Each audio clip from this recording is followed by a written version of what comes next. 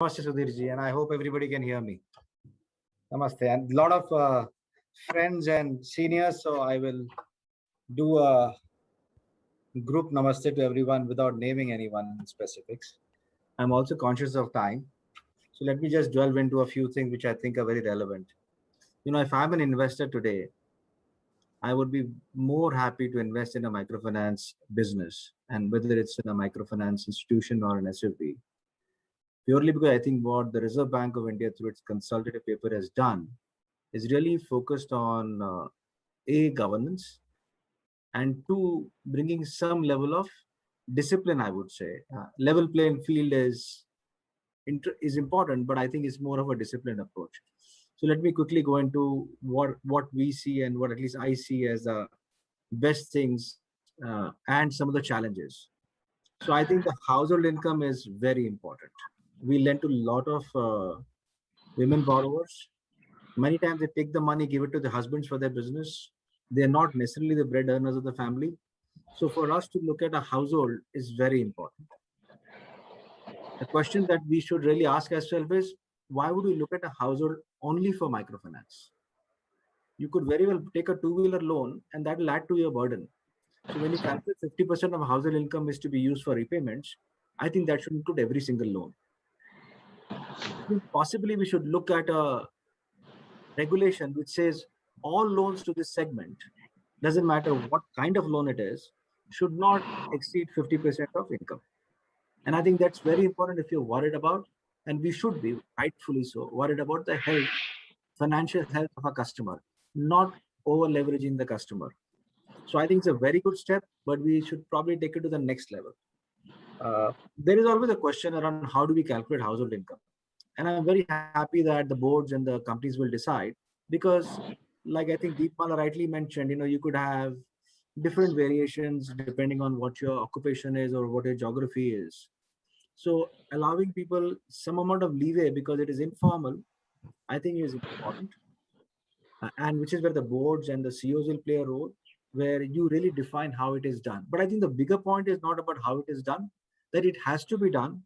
It's a key way how we all think of how we all behave, I think is the crux of the issue. If you can make credit bureaus give household exposures and not individual exposures, I think that'll be a real help, even if it comes the next 6 months to 1 year. I think pricing wise, it's very good because it really allows MFIs, which SFBs were allowed earlier, to price for risk. I think we all discuss whether, how price will go down. We should certainly talk about it. But if one looks at demonetization and pandemic, and in all banking terminology, we talk of what is economic loss through the cycle. If you actually add the losses that many of us, if not all of us, have made during demon and now in pandemic, I think first time we will be able to really do a pricing based on what I think is lost through the economic cycle. And we should really build that because it is not clear in our heads what would be the next crisis. But having seen a few crises, at least 2 in the last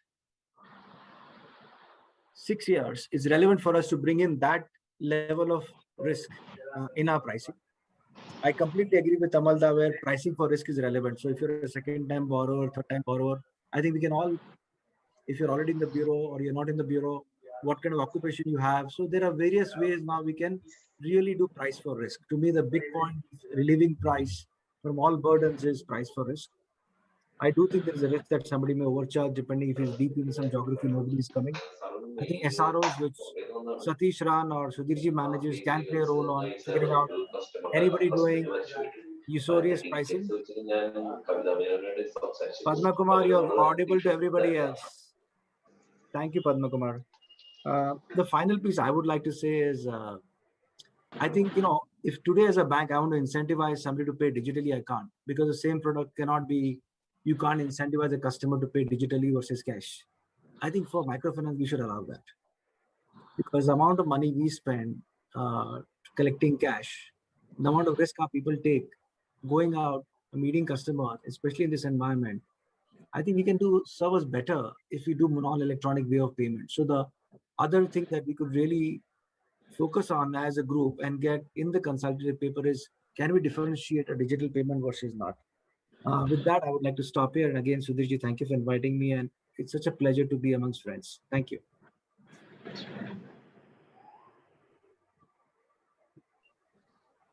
Shri Rakesh Dubey, sir. Shri Rakesh Dubey.